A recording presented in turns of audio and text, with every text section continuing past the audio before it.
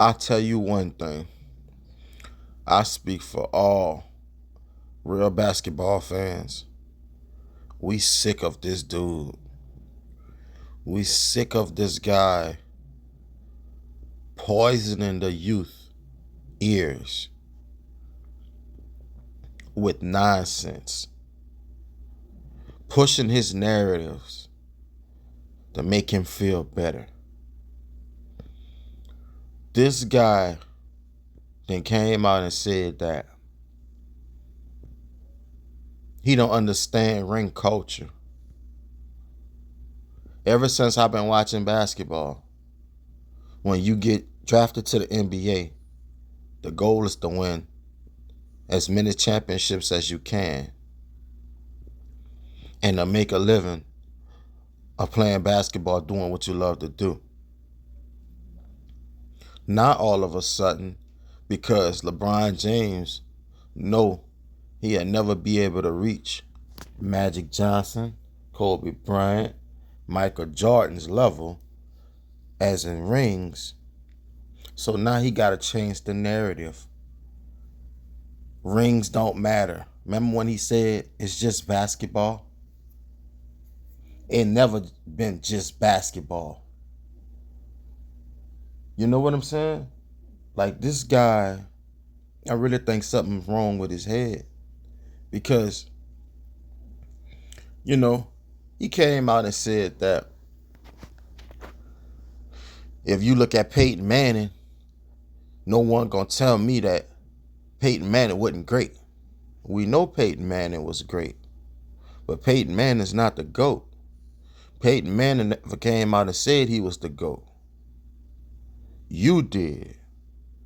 So, folks are going to compare you, hold on words towards you. They came out your mouth. When he came out and said he was the greatest of all time, anything you do from here on out was going to be scrutinized, put under a microscope.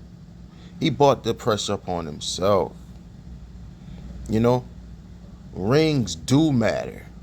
It always has, and it always will matter. Now, I'm not saying rings matter all the way, but rings matter 75% of the time. You can't put Charles Barkley, Kevin Garnett, Karl Malone. You can't put them guys in the same sentence with Tim Duncan. You can't. They were all great, but Tim Duncan got 5 rings, and he beat almost everybody. Almost everyone when he was playing.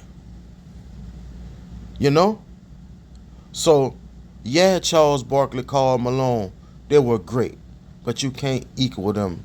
You can't put them beside Tim Duncan. What I'm trying to get to is this all comes down to him being compared to Kobe Bryant and Michael Jordan. He know he can't step to them, so he got to use his longevity and all the records that he have is his. That's what he got. That's all he could use. That's the only thing that he got over them guys. So he feel that's better and more valuable than 5 and 6 championships, which is nonsense. You see, what LeBron James failed to realize is Kobe Bryant and Michael Jordan played in arguably the hardest eras. LeBron only played, you could say maybe 40% of his career in the hard era. So all them accolades and points that he put up, no one respects that. Look at him putting on that championship ring. He looked pretty happy right there.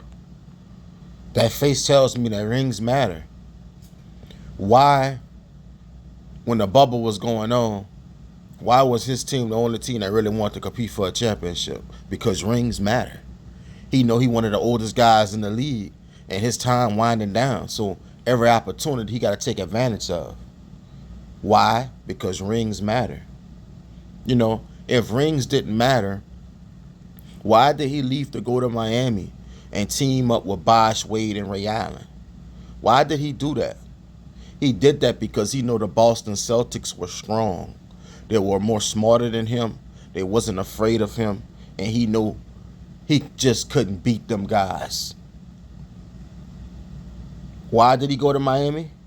Because rings matter. Why did he leave Miami after he won them two? Because rings matter. He seen Kyrie was over in Cleveland, Kevin Love. He knew if he go across, there was a chance he was going to get another ring. Why did he do that? Because rings matter. Why did he go to the Los Angeles Lakers? Because he knew the Lakers was going to, bow to his demands, get him what he wanted. Why did he campaign for Anthony Davis to go to the Lakers? Because why? Rings matter. Why did Rob Pelinka, Jeannie Buss, and him orchestrate that trade to get Luka Doncic to the Lakers? Why did they do that? I'm going to give y'all a second. Come on, say it with me. Because rings matter. So if you sitting here listening to LeBron James, believing this guy that rings don't matter, you need your head checked too. Because it's ridiculous how he be lying to folks. It's just simply ridiculous. If Michael Jordan had 4 rings with all his stats that he has and the longevity, I promise you, the first thing he will be saying is, well, 6 is more than 4. I never lost in the finals, so I gotta be the GOAT. That's what his argument would be. If the careers were swapped, another thing folks would say, well, it seems like Michael Jordan had played with almost every all-star you can imagine, while LeBron James only had Scottie Pippen. That has to stand for something. He dominated the NBA. No one won on his watch. That's domination. That's what you call the GOAT. I promise you, that's what folks will be saying. So LeBron James, man, you might as well find you a new career, man.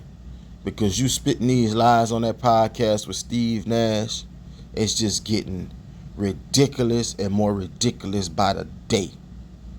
They got nothing to talk about. The only thing there's to talk about is nonsense. And the world knows it deep down. It's just these fanboys who believe everything this dude says. That shows you that they never grew up with their mom and pops. You know what I'm saying? They wouldn't talk common sense. This Sports Savvy TV, y'all let me know what y'all thought of this narcissist talk. Nonsense, man. I see y'all on the next one.